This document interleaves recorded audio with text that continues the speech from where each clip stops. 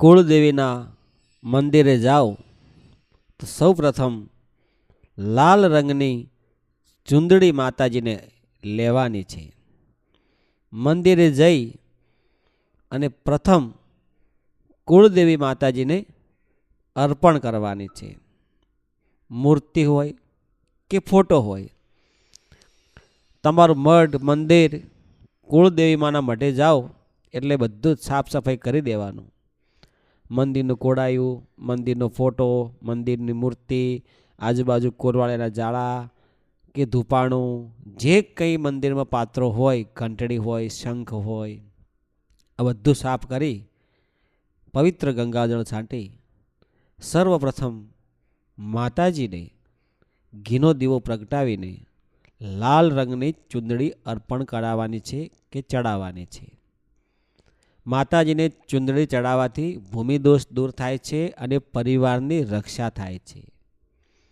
નકારાત્મક શક્તિ જીવનમાં જે કંઈ હોય એ બધી દૂર થઈ જાય છે.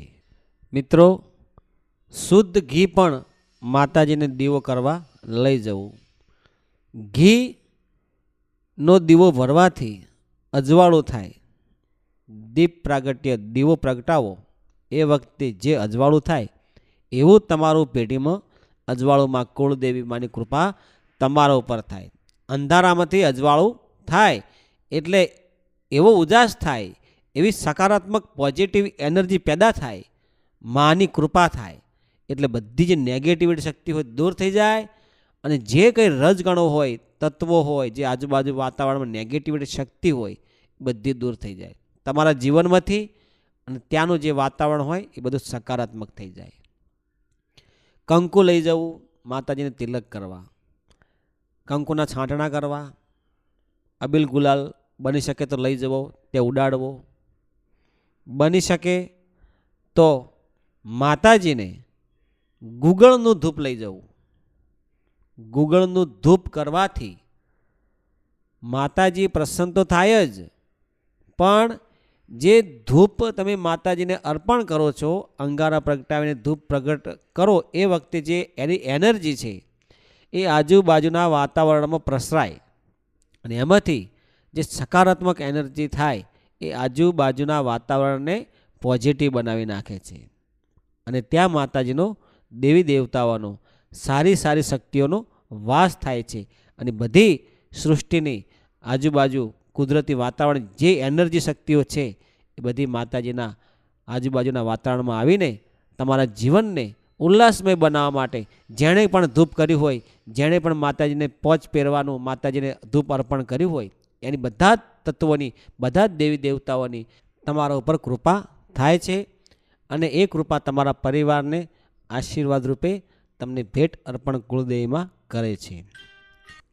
મિત્રો, માના મઢે જાઓ એટલે માની ધજા હોય, અવશ્ય લઈ જાઓ.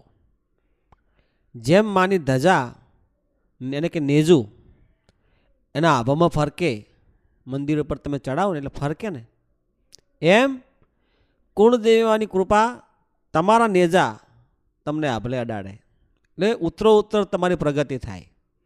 એટલે ધજા કે નેજું તમે માતાજીને જે ચડાવતા હોય એ અવશ્ય લઈ જાઓ. માતાજીના મઢે જાઓ એટલે જે તમારો ભક્તિનો ભાવ છે એ ભોળો હોય, સાચો હોય, પવિત્ર હોય અને માતાજી તમારો ભક્તિનો જે ભાવ હોય એ પ્રમાણે તમને ફળ આપે છે. એની જેવો તમારો ભાવ હશે એવી કૃપા તમારા ઉપર કુળદેવીમાં કરે છે. તો મિત્રો, હું આશા રાખું છું કે તમે બધા જ હેમખેમ સર્વકુશળ મંગળ હશો એવી ગુરુદેવને માં ભગવતી કુળદેવીને પ્રાર્થના કરું છું. અને મિત્રો, અહીંયા એક મેં સ્કેનર મૂક્યું છે અને એક નંબર પણ મૂક્યો છે.